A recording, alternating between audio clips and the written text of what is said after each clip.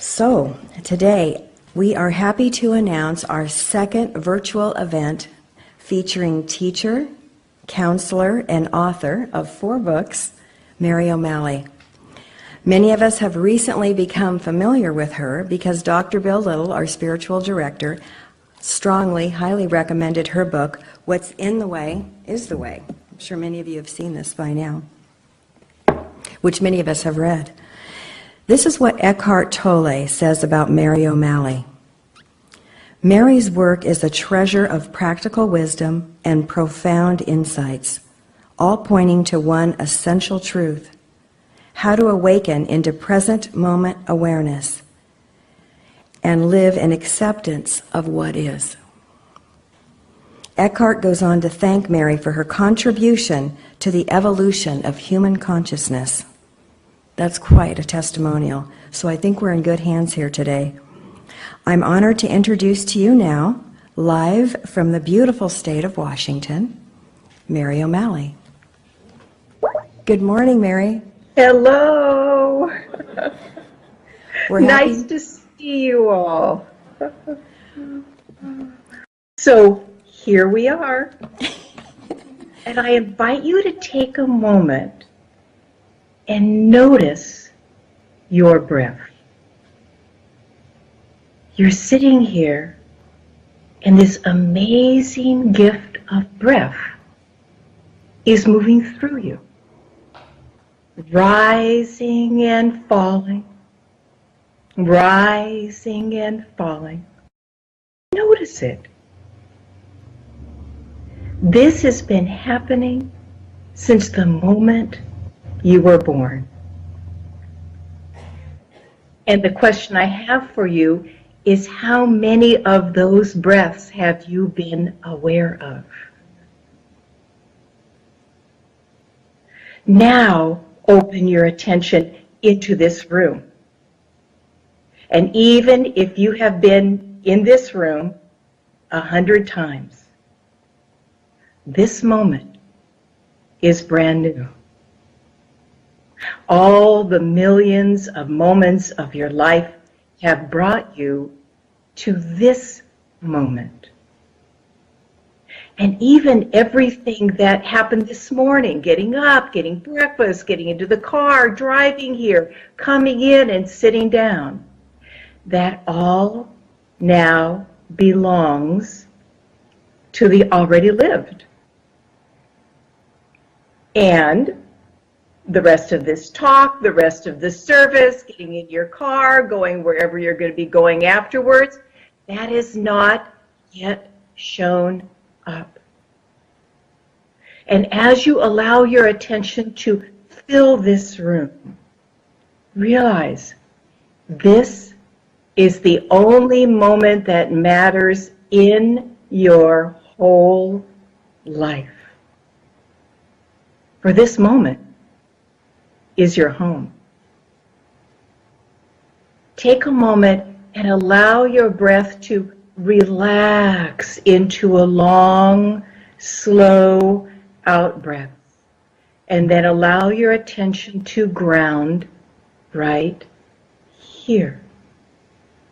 Not in the past, not in the future, not in trying to understand or figure out or grasp, but right here. This moment is your home. And yet, if you are like most people, most of the time you are not here. We have left ourselves. We have left living in our bodies as we did when we were very, very little. And we have risen up into our bodies. We've learned how to hold our breath, tighten our bodies, and we have run away to our heads. I like what Alan Watts, the wonderful Zen philosopher, once said, how many times you say the word water, it will never be wet. So mostly we live in ideas about our life, and we're not here. And yet Eckhart Tolle, the power of now. You can even see the now in advertising. Have you noticed that? Oh, you buy this car and it will help you live in the now because you will be so happy. But the amazing thing is, you can't try to be in the now, in this moment, because you're already here. You just think you're not. I can't tell you how many people have come to me and said, I don't do living in the now very well. What's wrong with me? I want you to get a sense how that just goes on the to-do list of what I call the bubble of struggle. This conversation in our head that talks all day long, trying to get to what it wants and get away from what it doesn't want. You can't be in the now, but you can begin to recognize that you already always are in the now. And there's a story in your head that grabs your attention and you follow it wherever it goes. So in this work, we don't solve our problem, we dissolve them. We literally begin to be able to see there's a huge difference between being here, present for life, and being caught in our stories about life. And when you begin to see that, of course, at the beginning, you want to stop this thing that's talking all day long in your head, but that's just more of the thing that's talking in your head. It now doesn't want to talk that much, so it tries to make itself stop talking so much. But you can begin to see it. You can learn how to relate to your fear, your shame, your aloneness, your not enoughness, your grief, and even your despair. You can learn how to say hello to these states that are the core foundations of this storyteller in your head. And one of the ways that you can most clearly see it is in the challenges of your life. In other words, what's in the way is the way. And I often tell people they don't even need to read the book, just live the title. Oh, what's in the way is the way. In other words, my challenges are not here because I screwed up. This is karmic retribution. God fell asleep on the job, or just a slow learner. Challenges are tailor-made in order to help us to see the veil of thought that separates us from this joyous, alive connection with life the moment it appears out of mystery. So there's three things that I want to offer you today, three really basic things that if this message calls to you, you can begin to add into your life. And the first is the pause that refreshes. And it's not Pepsi or whatever, Pepsi or Coca-Cola, I don't know which one. But the pause that refreshes invites you for moments to pull your attention out of the constantly becoming of your mind and actually ground here in life. When I first started doing this, I started doing it with the bathroom. The bathroom is something that we use a number of times a day. And I began to notice that I was nowhere near present when I was in the bathroom. So when I began to wash my hands afterward, there was the invitation to actually wash my hands when I wash my hands. And it was amazing. There were days when I totally forgot to do it. But I would check in at the end of the day, and I learned no judgment. I just realized, oh, on that day, the storyteller was really activated. It felt it didn't have the time or the inclination to simply, in those moments of washing my hands, of relaxing into life. And remember, this moment is what we really long for. I don't care whether you long for a skinnier body or a faster car or more money. Did you buy the Powerball ticket? You know, what we really long for. We hope all of those things will make us happy. And if we do get them, we may be happy for a short time. But if you notice that that happiness does not last, joy comes from the ability to be with what is, and that includes the 10,000 joys and the 10,000 sorrows that are life. So I invite you, whether it is like we did at the beginning, just noticing our breath and relaxing into this moment, or choose something you do every day. You can put a meditation timer on your phone that gongs every 20 minutes or half an hour to remind you to just in that moment relax back into life, and no judgment for the days that you can't. When you begin to have more and more moments that you notice there's a difference between actually being here for the creative flow of life. This is the moment that 13.8 billion years of creativity has come to. This is the leading edge of the evolving of this universe. And when we begin to notice more so actually what's here in this moment, we begin to see how much we're gone.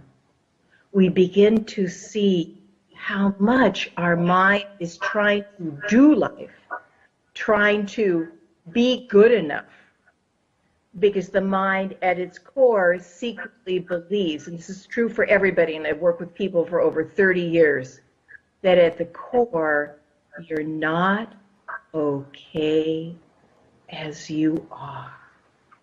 That's the game of struggle. Got to be better, different. Got to get rid of what I don't like, get to what I do. As you begin to pull your attention out of that story and bring it right here and see how magnificent it is, how unbelievably creative life is, then you begin to want to know the story. You know, in my life, I almost died of the kind of self-judgment that I took on.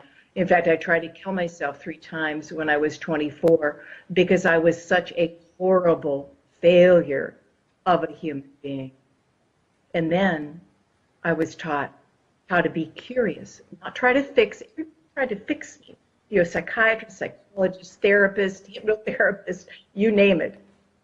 But then I began to be taught how to be curious about the struggle inside of me. So that's why we choose something that we do consistently throughout the day, whether it's eating or going to the bathroom or maybe your morning practice, where you bring your attention back to this moment and then you begin to see what takes you away. Now, it's a little bit harder to do that during the day because we get so caught. It's almost like we rise up as the day goes on and we get more and more caught in our storytellers. So the second thing is become a tightness detective. So I want you to shake your hand and just really shake it and really get going on this. Go for the gusto, okay? And now stop and feel your hand. Feel that aliveness.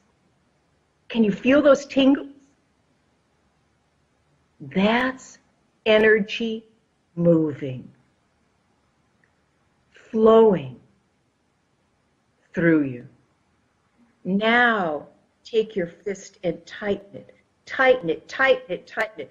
Allow the arm to get tight and allow the shoulder to get tight and bring it up almost so that your shoulder is like an earring, and maybe even clench your stomach and tighten your buttocks. How does this feel? Is this very comfortable?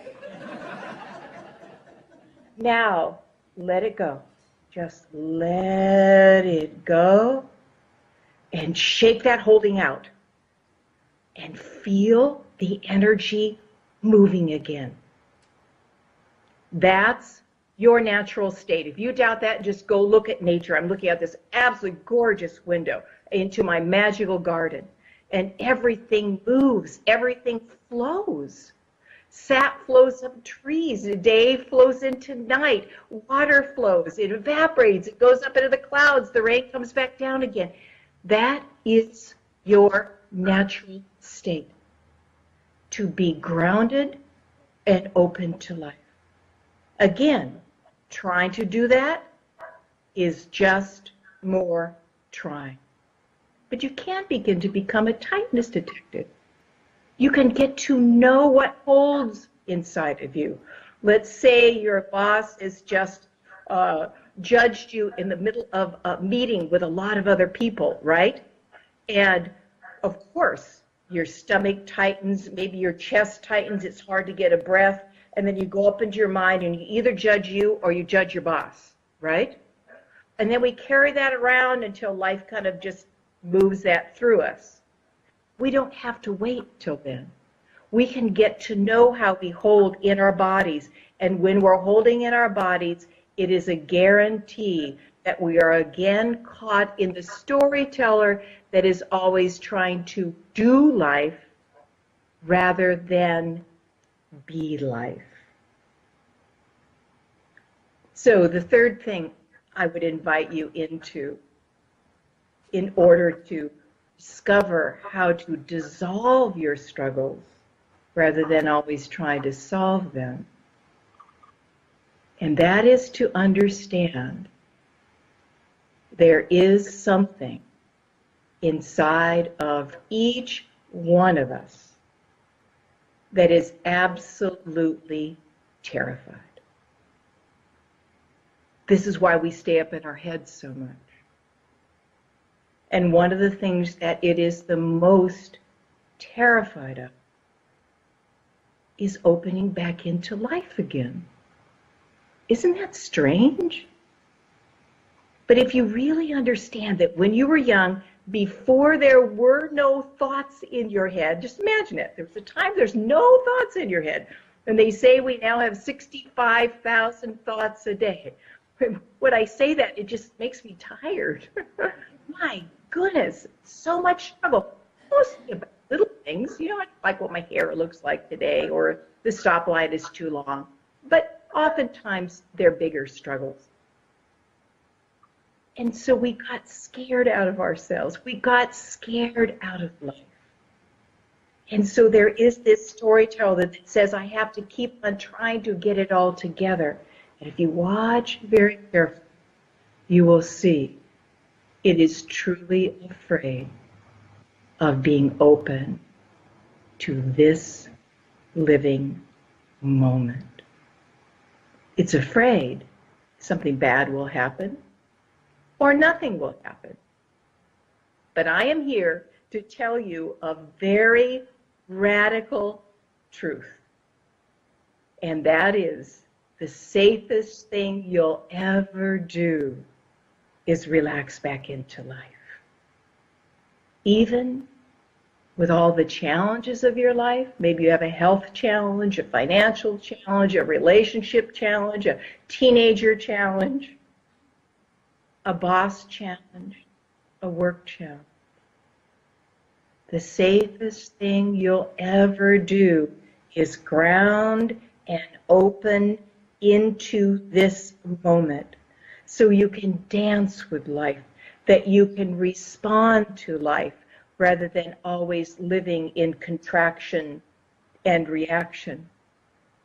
And so here is the second really core truth. And if you would have told me this in my early 20s, I probably would have laughed hysterically and, shut the door. Life knows what it is doing with your challenges and with the challenges in the world right now. Even with all of the chaos and the terrorism and the polarization that is happening in our country, the more you come back to life, the more you see how absolutely intelligent life is. I mean, for heaven's sakes, you were once one cell that was so tiny you couldn't even see it with the naked eye, and that cell knew how to multiply and divide into the 70 trillion cells that you are right now. You didn't do that. Life did. And these 70 trillion cells work a hell of a lot better together than the 7 billion people on our planet. When was the last time you grew your hair? Or digested your food? Or regulated your blood pressure?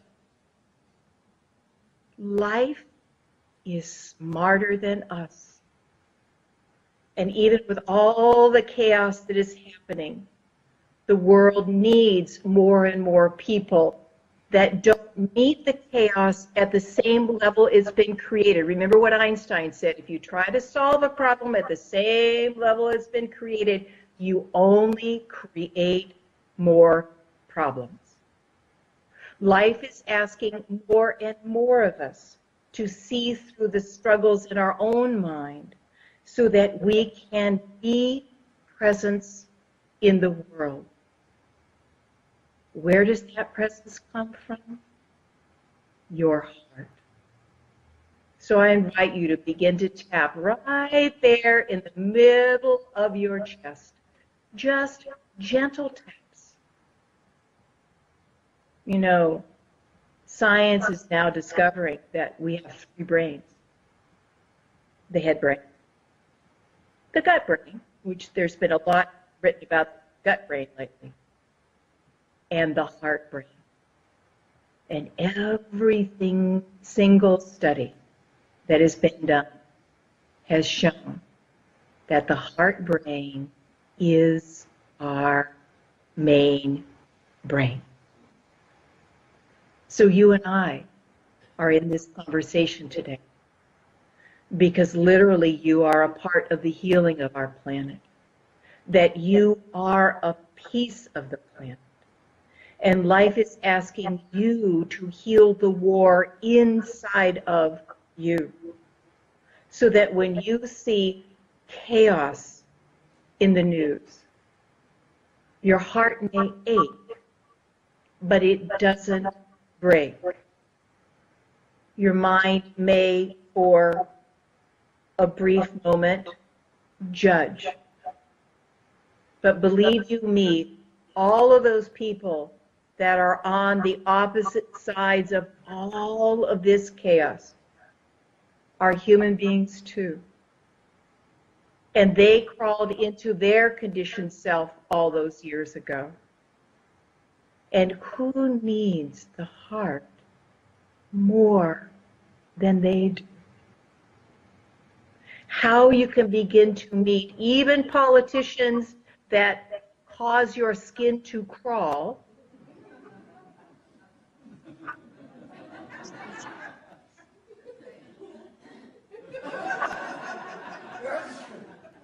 I'm trying to be really good about that. But when you see whether it's your next door neighbor or a politician or somebody at work or even somebody in your family, and you notice as a tightness detective that you are again in reaction. You are either pulling back in fear or you are going forward in hatred and anger and judgment. I invite you to see that. I invite you to bring that back to your heart. So the invitation now is just to gently lay one of your hands right here in the center of your chest. And I want you to see the earth in your mind's eye. This beautiful blue, green, white jewel of a planet that is our home. It is our home. And it is so creative. It has majestic icebergs and baby spitter dolphins and jungles full of parrots and aardvarks and giraffes. Oh my God. And beetles that have on their back decorations that put the most famous fashion designer to shame. We live in and as such a creative process. And as you look at the earth in your mind's eye, see that there's 7 billion human beings, and see that most of them have clouds around their head and their heart is closed, most especially to themselves.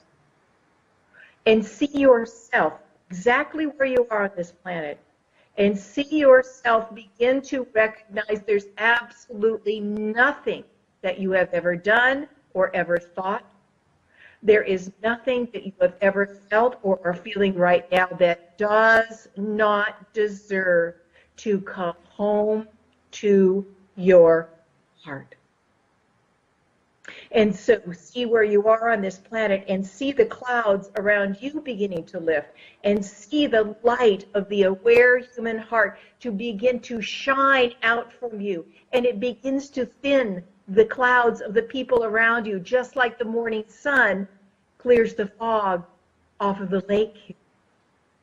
And then see those people, their clouds beginning to lift, and see them turning, being this healing presence in the world. So I thank you for receiving this.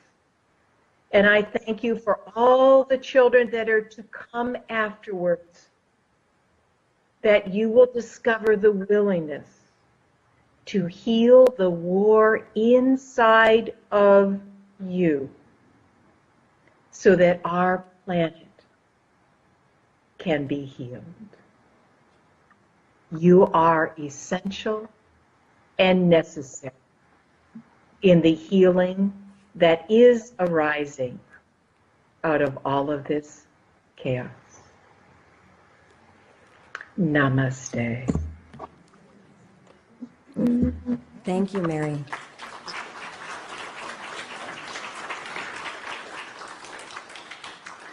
So let's open it to questions, and the microphone, I believe, is over. I don't know if I'll go ahead and help you out with that.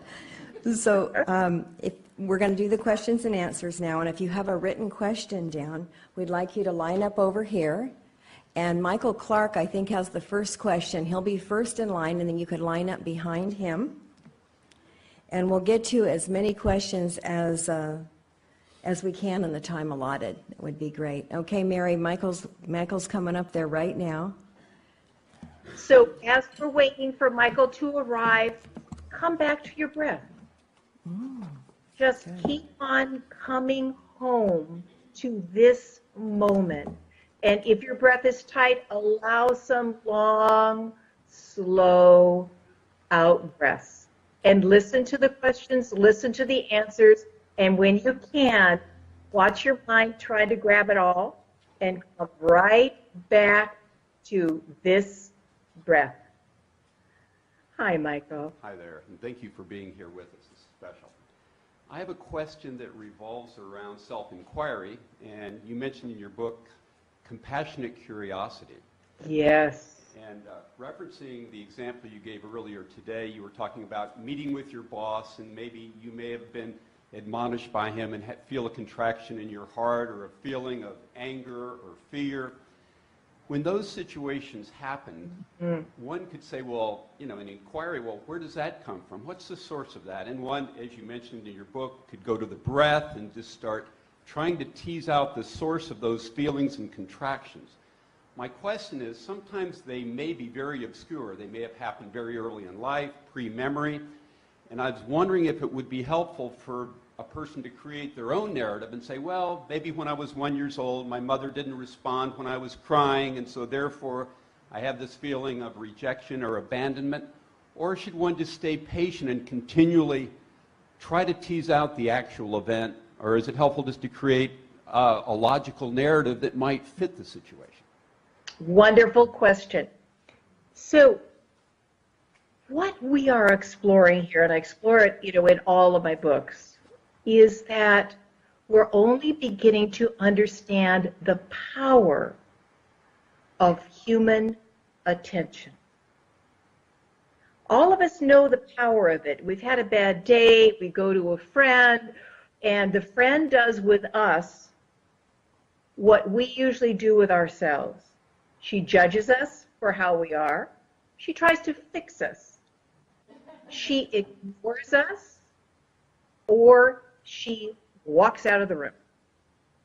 All of us have had an experience of being with someone that when we're really hurting, they give us their undivided, accepting attention. And you talk for 15 minutes and you feel better. Why? She didn't fix anything. Attention heals. And what we're learning how to do is, rather than stay in our head and even try to figure out the source, that may be important. It was important for me at the very beginning of my awakening, but it keeps us caught in our heads, trying to understand. As one of my teachers once said, understanding is the ultimate seduction. So what we're learning how to do is bring our attention to ourselves. So let's say the boss berates you and you leave and you go to your car and your mind is either just completely caught in, I just screwed up, but I'm going to lose my job and I'm going to be homeless. I mean, that's what the storyteller can do. You have one conversation with your boss and all of a sudden you're a homeless person. Or, oh God, I'm going to call everybody and say what a bad boss he is, and so on and so forth. So let's say you get into your car and you're at a stoplight and all of a sudden curiosity kicks in. You recognize, oh my God, I'm hardly even breathing. Oh my God, I am in reaction. At the beginning, it's just so very powerful, without trying to understand anything, to bring your attention into your immediate experience and acknowledge it like your friend did when they were listening to you. There are further steps after that, but we're beginning to realize that alchemy is not about turning lead into gold, which we thought for eons it was. Alchemy is about turning our bound up energy back into the free-flowing, alive joy that we really are. And how that happens is through the gaze of your own undivided attention. So does that help? Maybe look for the source if that calls to you, but I find that ultimately just keeps us caught up here.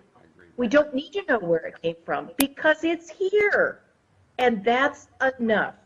Let's give it our accepting attention. Hi,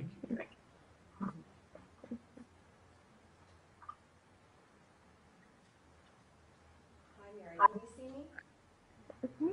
Yes. Okay, good. You talked in the book about when you were going through a period of real dread and how you coped with that and got on the other side of it. Would you share that? Yes, and it goes along with the last sentence.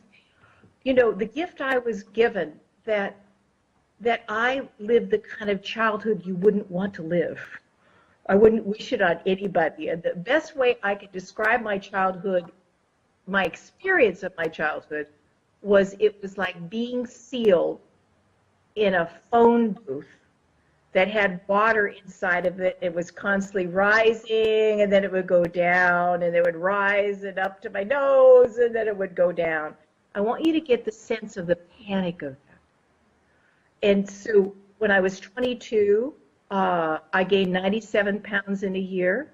You know, I should go into one of those eating contests, you know. How many hot dogs can you eat, you know, in 2 minutes or whatever, you know. I just ate and ate and ate, and I was trying to drown it all. I drank every bit of alcohol that I could find or steal. I took every single drug that I could find because I was trying to get away from myself. And then when that didn't work, when I was 24, that was when I tried to kill myself 3 times. But then, when I was 27, a teacher came into my life. And I began to realize that there was nothing to fix inside of me. It's just the conditioned mind. You know, do dogs bark? Yeah. Do the conditioned mind struggle? Yeah, it does. Is it afraid? Yeah.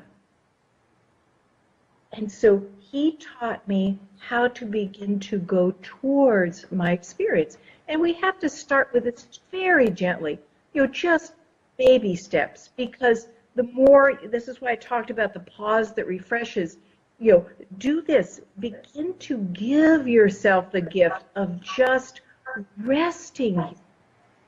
You know, Pema Chödrön's definition of enlightenment, Pema is a Buddhist nun that is the first American woman that was a Buddhist nun, and her books, as soon as she writes a book, it goes on to the New York Times bestseller list.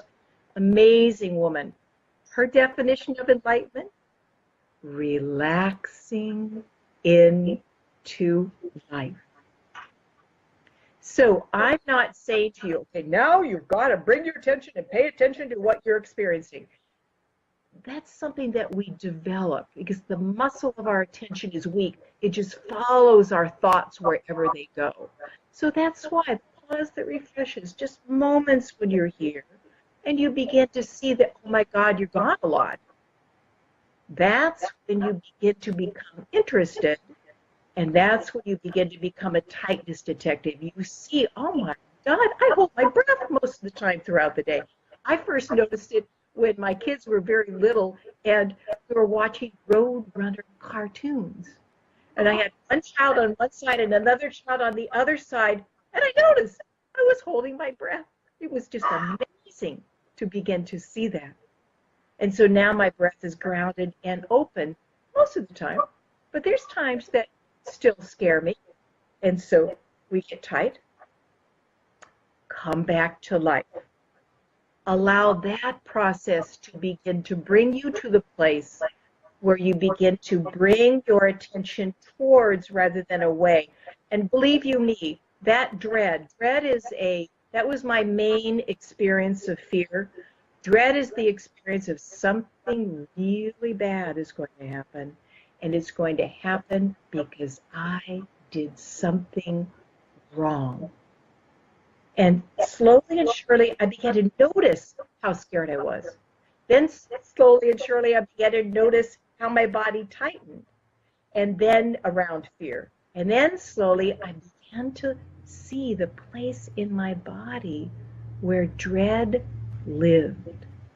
And it was in the pit of my stomach. And I was still afraid of it. So I can remember the first night that I was fully with it. I woke up in the middle of the night, and I don't remember what the mind was struggling with, because it was really struggling. And I just wanted to get away from it. And of course, my mind said, well, let's go eat something. You know, even though my eating has been very calm and normal and natural for decades now. But that was the first thought. I must get away from this feeling, and I couldn't even have called it dread at that point. I couldn't even say it was a feeling. I just knew I wanted to get away. I wanted to get away. And as we all know, getting away doesn't lead to any good place. So I began to turn towards, and I began to see this place in the pit of my stomach. And the mind says, no, we're not going there. That's a big, ferocious lion. We are not going anywhere near that. And let's go eat something. And I said, well, you go eat something if you want to. But I just remind you that going towards is where things get freed up. So it was almost like I was holding my nose as I turned my attention and let it rest here, right where that dread lived. And because I have done enough work of turning towards, as soon as my attention came there, the ball of dread just opened like a flower, and my whole body was just filled with joy. Now, sometimes I don't want to say that piece because the mind says, okay, well, if I turn towards things, I'm going to know joy. Doesn't work. This turning towards that we're talking about, this having our attention and our immediate experience together, if your mind is doing it to try to make something happen, it doesn't work. But if your attention is there, just like your friend's attention was there, the held energy, the bound up energy, the dread that I lived in with a mother that was truly terrified, it began to open. And I saw what that was like to set bound up energy free. Does that mean it happens all the time? No. Both of my children have been dealing with life-threatening illnesses for the last 4 years. In the last few months, they have both turned the corner.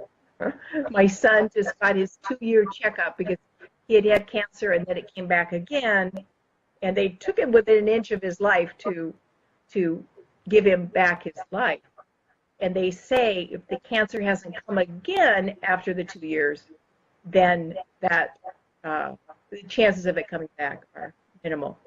Did I have moments of great fear during those years? Yes. Did I even have moments of self-judgment and hopelessness? Yes. But I saw that when I was following these states of mind, I was no longer present for my children. And as I could meet them, and we first meet them in our body, but then we become able to see the story and let it just pass through us, then I would again be present for my children. So, gosh, I think I'm going to have to write a thank you note to Dread, because he has been my core teacher. So we have time for one more question. Is there anybody else that has a longing to have something be heard?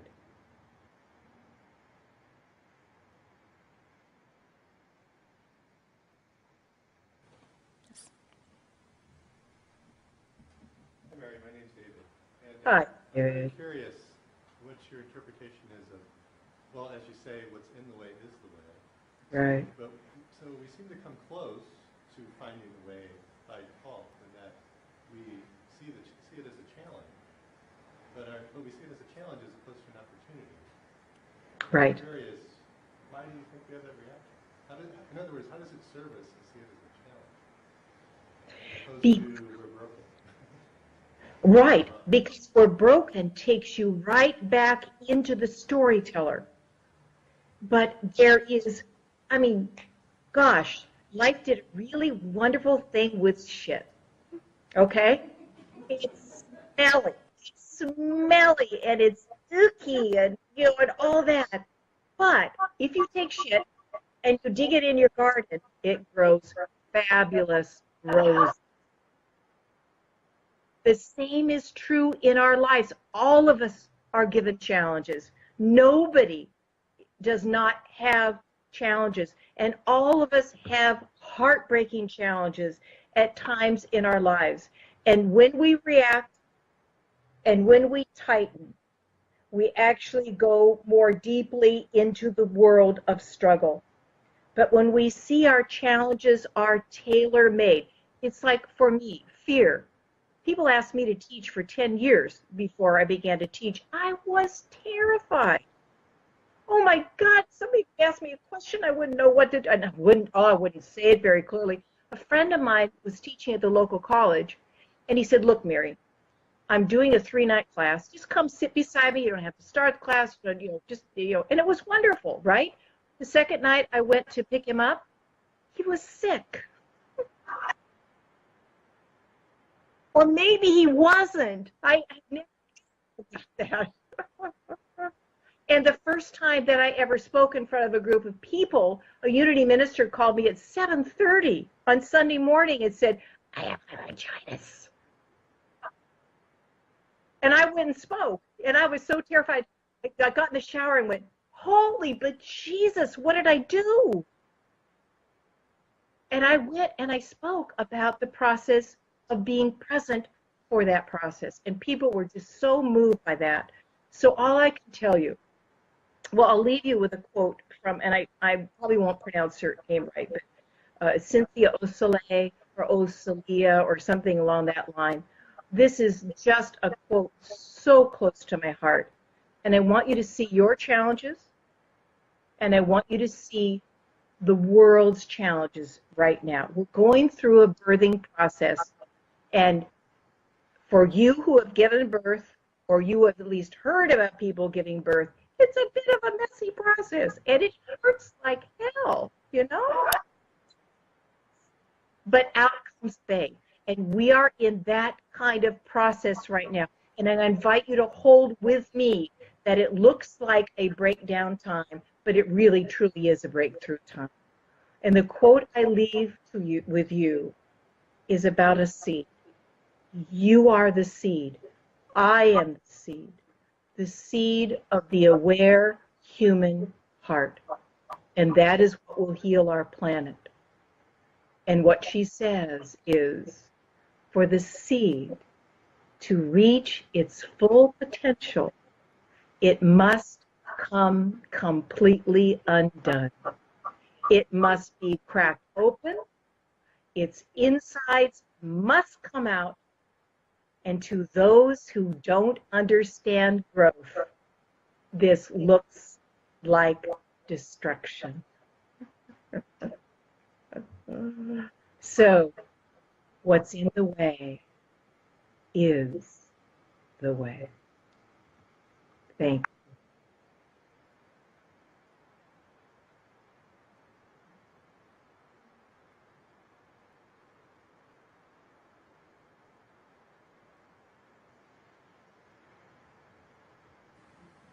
Hello? Hi, Mary, can you hear me? Yes. I just want to say on behalf of the community here how grateful we are that you shared your wisdom with us today. Thank you so much, really. Oh.